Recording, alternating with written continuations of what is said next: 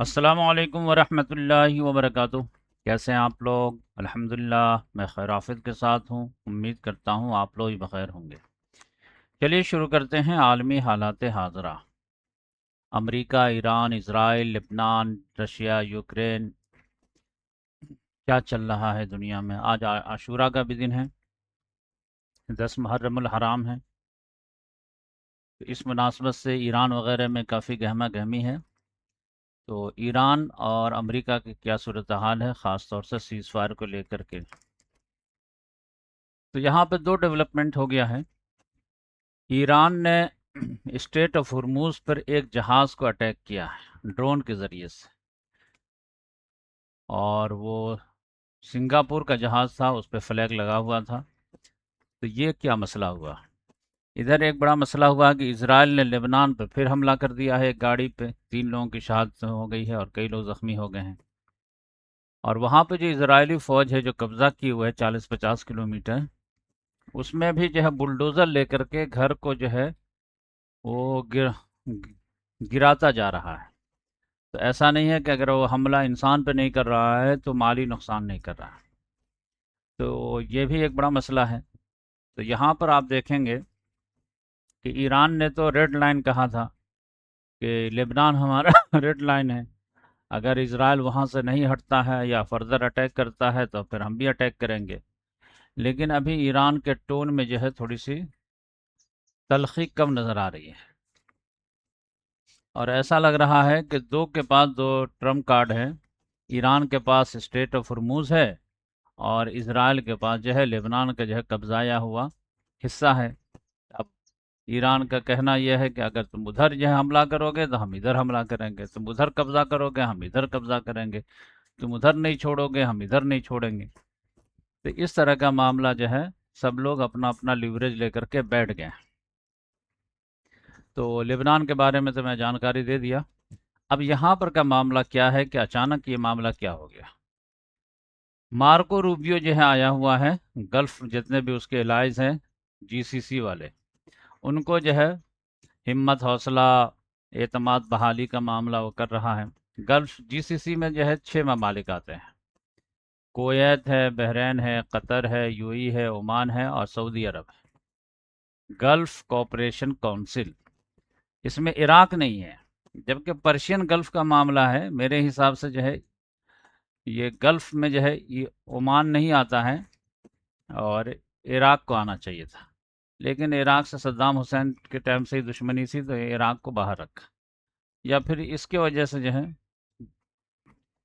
Persian gulf ये है, state of हुर्मुज ये है, ये गल्फ ऑफ ओमान है और ओमान इधर है। या पर्शियन गल्फ में जो है हिस्सा बनता है इसका, इराक का। लेकिन पॉलिटिकल लिहाज से जो है इराक का अपना अलग स्टांस रहता है और ओमान सबके साथ चलता है। तो इस लिहाज से मैं थोड़ा सा बता दिया। तो बहरीन में इन लोगों की मीटिंग चल रही है। गल्फ के फॉरेन मिनिस्टर जितने भी हैं, चाहे कुवैत है, बहरीन है, कतर है, यूएई है, ओमान है, सऊदी अरब है और यूनाइटेड स्टेट्स का मार्को रूबियो है। और उसने कहा है कि आप घबराइए नहीं, हम जो भी मुसालहत करेंगे ईरान से तो आपके मफादात को ज़रूर नज़र में रखेंगे, इसमें टेंशन की बात नहीं है। जहाँ तक स्टेट ऑफ हुर्मुज की बात है तो आपकी सिक्योरिटी, आपकी प्रॉस्पेरिटी, आपकी एनर्जी, ये सारी चीज़ का ख्याल रखते हुए, यानी ईरान को ऐसा नहीं है कि वो स्टेट ऑफ हुर्मुज थमा दिया जाएगा और आप लोगों को उनके रहमो करम पे छोड़ दिया जाएगा, ऐसी बात नहीं है। तो अभी जो है स्टेट ऑफ हुर्मुज पे मामला क्या हुआ कि ईरान को हमला करना पड़ गया। मामला यह है कि यहाँ पर जो है स्टेट ऑफ हुर्मुज खुल गया है। अब ईरान का कहना यह है कि देखिए हम जाने की इजाज़त दे रहे हैं, लेकिन जो रास्ता हम बता रहे हैं उसी रास्ते से आपको जाना है। हम कह रहे हैं कि यहाँ से एक एक करके निकलिए, फीस नहीं देना है चलिए मत दीजिए, लेकिन ऐसे जाके निकलिए। अब ये समझिए कि रास्ता है ये ईरान के कंट्रोल में है, तो यहाँ पे वो परमिशन दे रहे हैं, जा रहे हैं। लेकिन वो जब चाहेंगे वो उसको बंद भी कर सकते हैं। तो उसके लिहाज से अमेरिका, गल्फ वाले यानी ओमान और United Nation, International Maritime Organization, इन तीनों मिल करके ये अलग से रास्ता इधर से बनाना चाह रहे हैं ऐसे। ताकि ये ईरान के कंट्रोल में ना रहे। तो ईरान उसको मना कर रहा कि नहीं, कोई दूसरी पार्टी नहीं आएगी यहाँ पे, हम टोल नहीं ले रहे हैं, लेकिन ये हमारे जो है वो समझे कि कंट्रोल में रहना है। तो अब ये लोग यहाँ से जो है जहाज गुजार रहे थे, तो इस लिहाज से उस पर अटैक कर दिए। इधर से गुजरोगे तो सेफ्टी की गारंटी है हमारे तरफ से, और बकिया कहीं और से गुजरोगे तो फिर गारंटी नहीं है। ये मामला है। अब इसमें मामला ये हुआ है कि ओमान को जो है अमेरिका ने अपने तरफ खींच लिया है, कि ओमान, अमेरिका और यूनाइटेड नेशन वो एक अलग जो है राग लाप रहे हैं और ईरान अलग राग लाप रहा है। तो ये मामला है। जहाँ तक एसेट फ्रीज वाला मामला था, तो उसके बारे में अब्बास अराक्ची साहब ने, कालीबाफ साहब ने कहा है कि वो जो है वो हमारा पैसा है, हम जहाँ चाहेंगे खर्च करेंगे। ये अमेरिका हमें डिक्टेशन नहीं दे सकता है कि इससे जो है अमेरिका किसान से अनाज खरीदना है या क्या खरीदना है, वो नहीं। इधर आईआरजीसी वाली जो है, ये जो है आईईएए, इंटरनेशनल एटॉमिक एनर्जी एजेंसी के जो है चीफ जो है रफाल ग्रोसी, उसने कहा है कि हमारे पास दरख्वास्त आई है कि हम जा कर के ईरान में इंस्पेक्शन करें, यानी अमेरिका की तरफ से ही दरख्वास्त आई होगी। लेकिन ईरान कह रहा है कि वो तो लास्ट में ये बात आएगी कि इंस्पेक्शन होना है या नहीं होना। अभी तो सिर्फ हम जो कह रहे हैं उसी पे तुमको एतमाद करना होगा कि हम वादा करते हैं कि हम जो है न्यूक्लियर बम नहीं बनाएंगे। अब नहीं बनाएंगे तो उसके बदले में क्या दोगे? तो 300 बिलियन जो है वो की बात चल रही है कि वो जो है इन्वेस्ट करेंगे।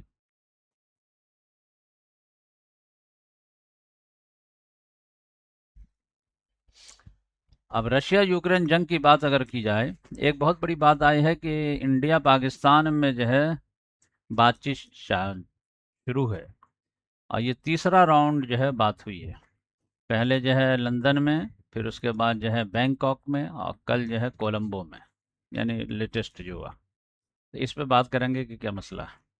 पहले इधर जो है रशिया यूक्रेन जंग में जो है मैं बताया कि रशिया की जो है परेशानी बढ़ रही है, क्योंकि टाइम ज़्यादा हो रहा है और इसके अलाई जो है एक एक करके कम हो रहे हैं, और यूक्रेन के अलाई बढ़ रहे हैं। अभी आप देखिए, मैं एक हफ्ता पहले बताया था कि यूक्रेन ने बेलारूस को धमकी दिया है कि गरचे तुम जो है जंग में शामिल तो नहीं हो, लेकिन तुम्हारी ज़मीन को रशिया जो है ट्रांसमिशन वगैरह लगाने के लिए इस्तेमाल करता है, और फिर उसकी मदद से हम पर हमला करता है, क्योंकि इधर ही से करीब है। तो इसको या तो बंद करो या मैं खुद आके बंद कर दूँ, यानी हमला करके। एक हफ्ते के मौका है, इसको हटाओ, नहीं तो फिर जो है हम कार्रवाई करेंगे। तो अलेक्जेंडर लुकाशेंको जो वहाँ का प्रेसिडेंट है, तो खबर आ रही है कि अब वहाँ से वो हटा दिया गया।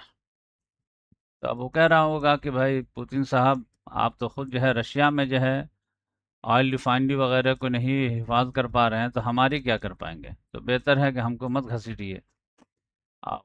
रशिया के पास कोई चारा भी नहीं है। गरचे रशिया के, यूक्रेन के सदर जो है जेलेंस्की, वो पोलैंड से उलझ गया है, जो सबसे ज़्यादा उसकी मदद करता था। लेकिन मैं बताया कि पोलैंड में भी जो है ये नहीं है कि गवर्नमेंट नाराज़ है, वो वहाँ का प्रेसिडेंट नाराज़ है, इस लिहाज से ज़्यादा टेंशन की बात नहीं है। असल जो है वहाँ हुकूमत है, और हुकूमत जो है वो यूक्रेन और जेलेंस्की के साथ है। लेकिन कभी कभी जो है कॉन्स्टिट्यूशनल पावर जब प्रेसिडेंट का ज़्यादा रहता है, तो उस लिहाज से उसका वो इस्तेमाल कर रहा है। तो वो समझे कि प्रेसिडेंट जो है कैरोल नवरस्की, वो ट्रंप का एजेंट है क्लास। तो इस लिहाज से जो है रिश्तों में ज़्यादा दरार नहीं है, लेकिन ये है। तो यहाँ पर इन लोगों की सबमिट हुई, तो ये जो बाल्टिक वाले सब कह भी रहे थे कि जेलेंस्की आता तो ज़्यादा अच्छा रहता, और अभी जो है हम लोग आपस में लड़ेंगे तो ये रशिया ही को फ़ायदा होगा, तो आप लोग मसालहत वगैरह कर लीजिए। रशिया को एक बड़ा झटका लगा है कि यहाँ पे सिसिली में, सिसिली के पास जो है फ्रांस ने रशिया के एक और शैडो फ्लीट को जो है पकड़ लिया, और ये पांचवा जहाज, पांचवा, फिफ्थ। अब रशिया जो है कभी जो है ये यूके पकड़ लेता है, कभी फ्रांस पकड़ लेता है, कभी कोई पकड़ लेता है। अब पुतिन जो है कुछ कर नहीं पा रहा है, क्योंकि पुतिन के पास जो है ऑप्शन धीरे धीरे कम होता चला जा रहा है। अब वो बेचारा जो है तेल बेचता था डिस्काउंटेड रेट पे, वो इंडिया को और चाइना को देता था। अब चाइना से तो ठीक है कि वापस सामान वामान ले लेता है, इंडिया को जो बेचता भी है तो फिर पेमेंट का मसला आ जाता है। अभी रूपी और रूबल में बिकता है। अब रशिया का जो है, जहाँ पर रुपया बहुत ज़्यादा जो है जमा हो गया है, उसको समझ में नहीं आ रहा कि इसको करूँ मैं क्या, कहाँ लेके जाऊँ। तो वो जो है, एसेट तो बहुत जमा हो रहा है लेकिन वो है रुपये की शक्ल में, और उसको जो है यहीं पे इन्वेस्ट करेगा तो करेगा, नहीं तो उसका कोई मतलब नहीं है। तो इस लिहाज से फौरी उसका फ़ायदा नहीं हो पा रहा रशिया को। तो रशिया देखिए कि गुस्सा करके कोई बड़ा कदम उठा दे और फिर जो है ताबड़तोड़ बम मारना शुरू कर दे तो वो अलग बात है, वरना जो है स्लोली स्लोली जंग में तो उसके लिए परेशानी पड़ रही है। इधर जॉर्जिया मेलोनी आई कल मीडिया पे और बोले कि जो है मार्क रूटे जो है नेटो का जो चीफ है वो झूठ बोला है। अभी आप जानते हैं कि यहाँ पर जो है तुर्की में नेटो की समिट होने वाली है 7-8 जुलाई को। तो उसके लिहाज से जो है यूरोप वाले, नेटो वाले डोनाल्ड ट्रंप को मनाने में लगे हुए हैं कि डैडी जो है थोड़ा सा गुस्सा कम कर लें। तो मार्क रूटा गया हुआ था तो उसके सामने बताया कि आप बहुत महान हैं, ये हैं वो हैं, लेकिन उसने कहा कि तुम लोग साथ नहीं दिए, ये वो ईरान जंग में हम लोग तुम्हारे साथ इतना ये किए, तुम लोग हमारे साथ कुछ नहीं किए। तो उसी में जो है मार्क रूटा ने ये कह दिया था कि नहीं नहीं, हम लोग भी बहुत मदद की है, यूरोप वालों ने 500 के करीब जहाज़ आपके उड़े हैं इटली से ईरान पे हमला करने के लिए। तो जॉर्जिया मेलो ने कहा कि क्यों हमें जो है फंसा रहे हो और ईरान से जो है नाराज़गी करा रहे हो। हमारे यहाँ सिर्फ जो है लॉजिस्टिक और टेक्निकल जो है यहाँ पे असिस्टेंस मिला है अमेरिका को, वरना यहाँ से हमला के लिए जहाज़ नहीं उड़ा है। ये झूठ मत बोलो। तो इटली ने जो है, जॉर्जिया मेलोनी खुद जो है उसको बोली, और फिर जो है वहाँ का फॉरेन मिनिस्टर है वो अब्बास अराक्ची साहब से बात की कि ये झूठ बोल रहा है, ये डोनाल्ड ट्रंप को खुश करने के लिए कुछ भी बोल रहा है, तो इसकी बात में मत आइएगा। तो ये देखिए जो नेटो समिट है ना, ये बहुत दिलचस्प रहेगा। यानी इससे पहले ये लोग डोनाल्ड ट्रंप को मना लेंगे, या फिर यह है कि यहाँ पर जो है क्या तेवर रहेगा, मतलब मामला स्मूथ जाएगा या लड़ाई हो जाएगी या क्या होगा। ये जो है समिट बहुत कुछ फैसला करेगा। इसीलिए मैं घर जाने का फैसला जो है 10 जुलाई को किया, कि ये समिट में थोड़ा सा देख के जाऊंगा। अच्छा, कल मैं आप लोगों को बताया था ज़हरान ममदानी साहब का, कि उनको जो है बड़ी जीत मिली है और समझे कि बर्नी सेंटर से भी बड़ा बन गया है। तो उन लोगों के समझिए कि 3 लोगों की टीम है, उसमें एक क्रिश्चियन है, लेडीज है, एक जो है जेंट्स है जो ज़हरान ममदानी मुसलमान है, और एक ज्यूज़ है। तो तीनों की ट्यूनिंग अच्छी बन रही है, तीनों जो है धीरे धीरे तरक्की कर रहे हैं पॉलिटिकल लिहाज से। तो कल मैं आप लोगों को बताया था कि न्यूयॉर्क में जो है 3 कैंडिडेट को उसने जो है बैक किया और तीनों के तीनों जीत गए। तो ये बात तो थी ही, लेकिन एक और बात पता चली, और मैं जो है मताला और वीडियो वगैरह देखा, तो न्यूयॉर्क के अंदर भी जो है समझिए कि स्टेट के भी जो है इलेक्शन होना है। जैसे मेंबर ऑफ पार्लियामेंट का इलेक्शन होता है इंडिया में, जहाँ दिल्ली लोग जाते हैं एमपी बन करके, और फिर स्टेट का भी होता है जहाँ पर जो एमएलए बनते हैं। तो एमएलए में भी जो है 4 को उसने सपोर्ट किया था, और 4 जो है वो प्राइमरी जीत करके आए। तो इस लिहाज से कामयाबी बड़ी है। तो धीरे धीरे जो है उसका ग्राफ बुलंद होता चला जा रहा है। और इसमें मेन जो है वो ज़हरान ममदानी ही है, उसका क्लियर कट विजन है, बात करने का स्टाइल है और कंपेन करने का स्टाइल है, यानी दमदार लीडर दिख रहा है, मतलब ज़ीरो से हीरो बना है तो ऐसे ही नहीं बन गया। तो ये एक मामला। वेनेजुला की बात की जाए तो कल जैसी सुबह में खबर आ रही थी कि 10,000 से लेकर 1 लाख तक जो है हम बात हो सकती है, लेकिन अल्हम्दुलिल्लाह अभी जो है वैसा मामला ग्राफ नहीं दिख रहा। क्योंकि हम लोगों को तो डर रहता कि वो जैसे तुर्की का मामला हुआ था तो रोज़ाना ही 5-5 हज़ार 10-10 हज़ार जो है तादाद बढ़ रही थी, तो अजीब घबराहट हो गई थी। तो ऐसे ही लग रहा था कि डायरेक्ट पहले ही अल जज़ीरा ने कह दिया कि 10,000 से लेके 1 लाख तक हो सकता है। अब बहुत सारे लोग अभी मलबे में दबे हुए हैं, रास्ता वगैरह मसदूद है, लेकिन जो खबरें आ रही हैं अभी तक जो है 235 आई है। तो 235 भी बहुत है, लेकिन यह है कि उसके कंपैरिजन में जो पहली खबर आई थी तो उसके बारे में मतलब थोड़ा सा इत्मीनान बख्श है। और पूरी दुनिया से मदद का सामान वगैरह भी आ रहा है ये। अब वेनेजुला जो है एक ऐसा मुल्क है जो कई सालों से पाबंदी झेल रहा है, और अभी उसके प्रेसिडेंट को डोनाल्ड ट्रंप ने उठा लिया, उसकी बीवी को उठा लिया। तो ये सारी मुसीबतें हैं, उसमें ये अलग मुसीबत आ गई है। तो हर तरफ से जो है ताज़ियत वगैरह और हमदर्दी का पैगाम पुतिन ने भी भेजा है, जॉर्जिया मेलोनी ने भी, और पेड्रो सेंचेज ने भी, खुद अमेरिका ने भी, सब ने। अमेरिका मारता भी है, मांसू भी पूछता है। इसराइल के लिए एक बड़ी मुसीबत आई है कि यूनाइटेड नेशंस के जो है इंक्वायरी कमीशन जो है उसने रिपोर्ट पेश कर दिया है, और रिपोर्ट पेश किया है 7 अक्टूबर से लेकर के 31 मार्च तक 2026 तक का। 2-3 साल की रिपोर्ट पेश किया है, 100 सफ़ात पर मुश्तमिल है। और उसमें जो है ऑस्ट्रेलिया के भी नुमाइंदे हैं, इंडिया के भी हैं, और जगह के। और उसने पेश किया है तो पूरी दुनिया हैरान रह गई। उसने कहा कि 20,000 के करीब इसराइल ने बच्चों को मारा है। 20,000। और कहीं 20,000 तो ये बच्चे हैं जिसके हॉस्पिटल में आकर के रिपोर्टिंग हुई है कि हाँ ये बच्चे मर गए, 1, 2, 3, 4। बकिया कितने भूख से मरे, कितने इससे बिना इलाज के मरे, वो अलग मामला। ये हमले में मरने वाले बच्चे हैं। तो ये आप देखिए कि मतलब 20,000 बच्चे। तो ऐसा लगता है कि इसराइल ने औरतों बच्चों को ज़्यादा टारगेट किया। अब मैं रफली जो है आमतौर से 20,000 बोलता भी था। तो देखिए 20,000।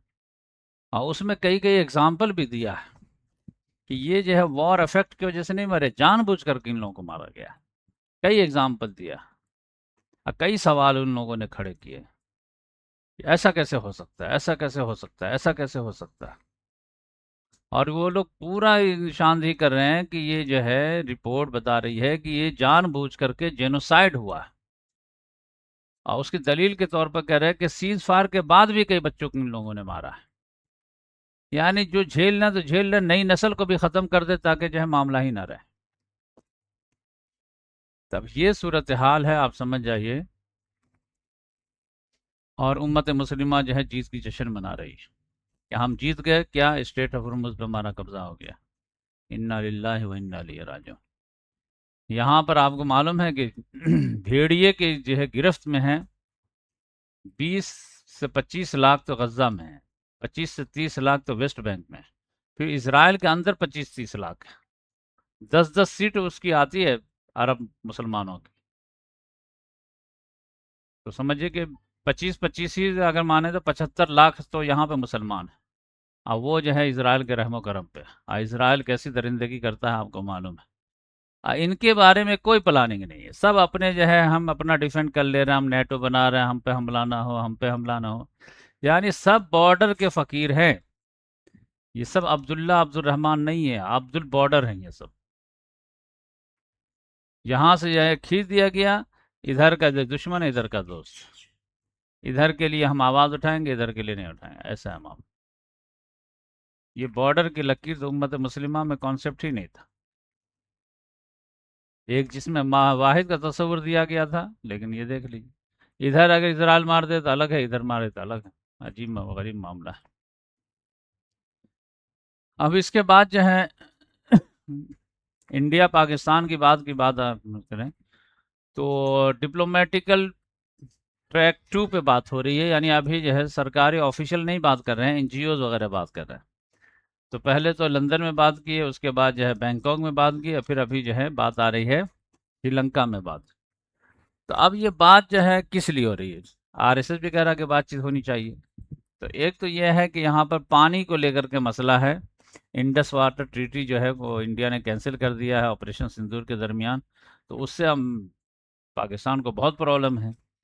अब पाकिस्तान जो है इंडिया को डायरेक्ट तो कुछ कह नहीं सकता है, कभी कभार धमकी दे सकता है, लेकिन वो धमकी कोई काम का नहीं है। तो अब ये है कि पाकिस्तान के पास जो है अमेरिका है। तो अमेरिका जो है इंडिया पे दबाव डाल रहा है कि बात करो इस पे जो इंडस वाटर ट्रीटी पे, कैसे होगा नहीं होगा। अब अगर इंडिया बात नहीं करता है तो फिर वो जो है बाजू मड़ोड़ने की कोशिश करता है। बाजू कैसे मड़ोड़ेगा, तो उसके पास डिप्लोमेटिकल सॉफ्ट पावर बहुत है। वो कहता तुम्हारे आरएसएस जो गार्जियन है उसी को हम जब बैंड लगा देंगे, उसी को बदनाम कर देंगे। कहा नहीं नहीं वो ऐसा मत कीजिए, तो फिर बात करो यहाँ पे। तो अब इंडिया भी सोच रहा होगा कि जब अमेरिका जो है दबाव डाल ही रहा है कि इंडस वाटर ट्रीटी को जो कुछ ना कुछ करो, तो चलो हम भी अपना मुतालबा रख ही देते हैं, ताकि ये ना रहे कि हम ही एक तरफ से ज्यादती कर रहे हैं। भाई हमारा भी डिमांड है, तुम्हारा भी डिमांड है। तो इंडिया की तरफ से मुतालबा क्या है? तो इंडिया की तरफ से मुतालबा ये है कि पाकिस्तान अपना एयर स्पेस हमको दे, तो फिर हम यहाँ से जो है वाटर आने देंगे। भाई तुमको अगर जो है नदी और समुद्र की ज़रूरत है, तो हमें तुम्हारे स्पेस की ज़रूरत है, क्योंकि हमारे फ्लाइट जो है इधर से जाते हैं तो बहुत कम कॉस्ट में जो है बहुत कम वक्त में अपने डेस्टिनेशन पहुंच जाते हैं। और अगर तुम ये बंद कर देते हो तो हमें घूम करके ऐसे ऐसे जाना पड़ता है, ऐसे जाना पड़ता है, बहुत मुश्किल, इधर से हिमालय ही है, तो बड़ी मुसीबत रहती है। तो ये सबसे बेहतरीन पड़ता है मुझे।